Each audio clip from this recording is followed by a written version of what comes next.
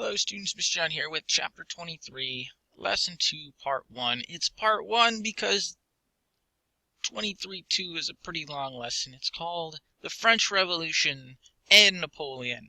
And the whole part with just the French Revolution is pretty long, so we just cut it off there and we'll do Napoleon tomorrow. And we want to make sure we cover it all. Because, well, the French Revolution and Napoleon are still relevant today. Why, you ask? Well, the context of the history, the events that unfolded, it's one of those lessons of humanity that you don't want to forget, so you don't have to learn it the hard way again. It's one of those times where you go, this all seems familiar, like maybe something that happened before. Oh, the French Revolution. We don't want to do that again. And that's why history is important. Alright, hold on to your butts. We've got quite a lesson.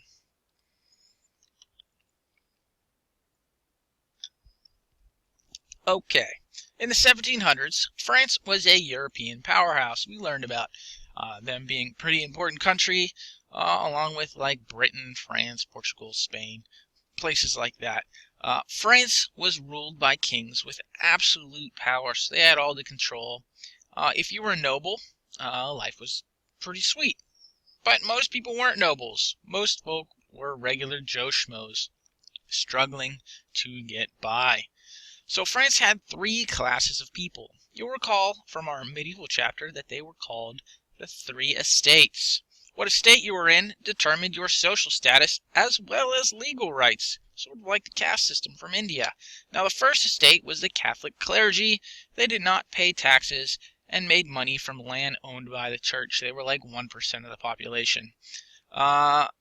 The second estate was the nobles. They paid no taxes, owned vast tracts of land, had the control in government, and high positions in the military. They were leading a pretty sweet, opulent life. The third estate was 98% of the population, and everyone else, which was kind of subdivided into your lowest people as the peasants, followed by your workers, people like artisans, and factory workers, and producers, and things like that. And then the middle class, the sort of small middle class of professionals called the bourgeoisie. They were like lawyers, teachers, doctors, things like that. And they were the ones that sort of would lead the revolution. The third estate now, all of them paid taxes, unlike the other estates, yet had no say in government. So that wasn't very cool. As these Enlightenment ideas that we talked about last chapter spread, things like social contract, where you have the right to overthrow a government that's not taking care of your natural rights, and then things like the government only exists by the will of the people, and things like that. As those ideas spread to the third estate of France, their eyes were sort of opened to how they were being screwed over by 2% of the population, the first and second estate. And that made them pretty angry, like Arthur down here in this picture. In 1788, food shortages and rising prices further ticked off the problem, exacerbating the situation. The French government was broke, and King Louis had spent all the money and war, and his opulent lifestyle, his exceptionally opulent lifestyle.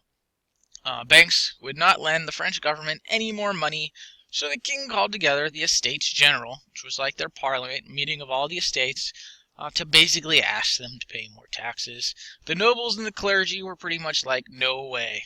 At this point, the third estate, which was represented there, was pretty much fed up with the system and said, we're done with this, we're going to form our own political body, which they called the National Assembly, and they vowed that they would create a new constitution. So now at this point, King Louis and the third estate are at odds. Louis sends troops into Paris, not so much to deal with the third estate and this National Assembly, so much as to deal with food riots. But the National Assembly sees it as sort of a provocation, and the commoners end up attacking the government prison/fortress called the Bastille. What do? They free all 7 prisoners and take all the guns inside. Word of this attack on basically the government at the Bastille basically sparked a peasant uprising throughout the country. They started overthrowing nobles. At this point, to sort of sate the violence, the National Assembly created a Declaration of the Rights of Man and the Citizen, which was a document based on Enlightenment thinking that said the government's power came from the citizens, not from the king, and that all were equal under the law. These are all pre-revolutionary ideas.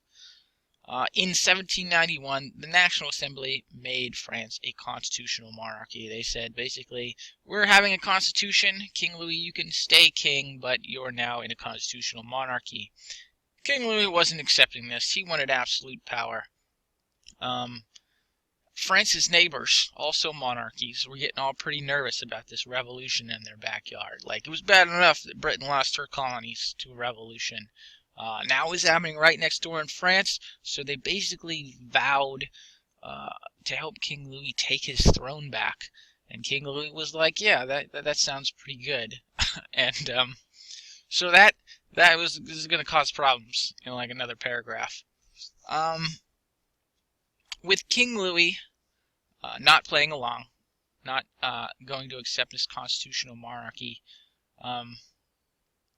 and the threat of foreign invasion, all these foreign powers are like, we're going to roll into your country and put the king back in place. The National Assembly ended the monarchy. No more constitutional monarchy, we're just having a republic now. And they set up a new government called the National Convention. So the monarchy's just gone now. They're not accepting King Louis as the king anymore. I mean, I guess that's what happens when you have 2% of the population trying to control 98% of the population. So a new constitution is written, giving voting rights to every man, regardless of whether or not he owns property. Two groups fought for control of this assembly. You had the Girondists, who thought that the work of the revolution was done. They're like, oh, monarchy's overthrown, we're good now. And then you had the more radical Jacobins, who favored more change, and they won control of the assembly. King Louis was executed by guillotine in 1792 for aiding France's enemies, that whole colluding with the other countries to take his throne back thing. But they cut off his head for it. Here's a nice little gif of a guillotine. That's fun. I tried finding a video with a watermelon and I just couldn't. So this is what you get. Alright, so cutting off Louis' head upset the neighboring monarchies. So Austria, Prussia, Britain, Spain, the Netherlands, and Sardinia were all at war with France's new government. Many of the common folk rushed to the defense of their new nation. They were pretty proud of what they had accomplished, and they didn't want to see it taken away from them. Alright, this is where things get shady and sort of the most popular events of the French Revolution. People think of guillotines. So this is where things get a bit shady. There was a lot of folk in France that still didn't support this new government. Maybe they were nobles. Maybe they just thought that things had gotten out of control. But to deal with the growing unrest in France, the National Assembly set up what was called the Committee of Public Safety, which wasn't very safe or concerned with safety at all. They basically had a bunch of people's heads cut off if they spoke out against the new government. Some of them were Girondists, some of them were women, even children were executed. All in all, about 40,000 people were beheaded between 1793, July and July of 1794. That's why it was called the Reign of Terror, because people were just being beheaded left and right, including the former wife of King Louis, Marie Antoinette. There's a movie about it. Well, about her anyways. Came out in the 2000s, starring Kirsten Dunst. It seems like sort of a contemporary... It seems like it might be a fun movie. I read reviews. Not totally historically accurate, but it would kind of give you an idea of the opulence that the nobility of France was living before the French Revolution. Okay, so during this time, a lawyer named Maximilien Robespierre took control of this Committee of Public Safety, so he was kind of responsible for this reign of terror, but he did some good things too, like he had schools created and new farming techniques were introduced to France, and he worked to keep prices down, to keep the people happy, because nobody likes when their bread is unaffordable. He even tried to create a new national religion, because he wasn't a big fan of the Roman Catholic, official state religion, where in this new religion they just all worshipped a supreme being, but that didn't really take off.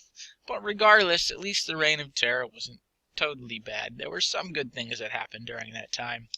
So with so many nations at war with France, this Committee of Public Safety created a new army. Basically, they drafted every man between 18 and 25 in the country to go fight off all this foreign invasion. It was a massive army of 1,000,000, and they pretty much defeated the foreign threat. So with this sort of foreign threats, defeated, the rhetoric started to the rhetoric started to simmer down a little bit. People wanted things to get a little more moderate, a little less, head choppy offy, and this Robespierre guy fell out of power. And sort of ironically, he actually had his own head chopped off by his political enemies. Wealthy middle class folk took control of the country. Yet another constitution was written with only land-owning males being able to vote. A new ruling council was created. It was called the Directory. Now, the Directory wasn't very good. It didn't handle the whole job of running France very well. It only lasted for 4 years before people were calling for a new, strong leader of France. And that ends up being Napoleon. But we'll talk about that tomorrow. For your assignment today, writing prompt, 2 questions. What led the Third Estate to creating their own governing body after the meeting of the Estates General? Alright, we talked about that. And what was the Reign of Terror? We talked about that too. If you have any questions, please let me know. Otherwise, tomorrow we'll pick it up with Napoleon and basically the French Empire. Alright. Yep, let me know if you need anything. Have a good one.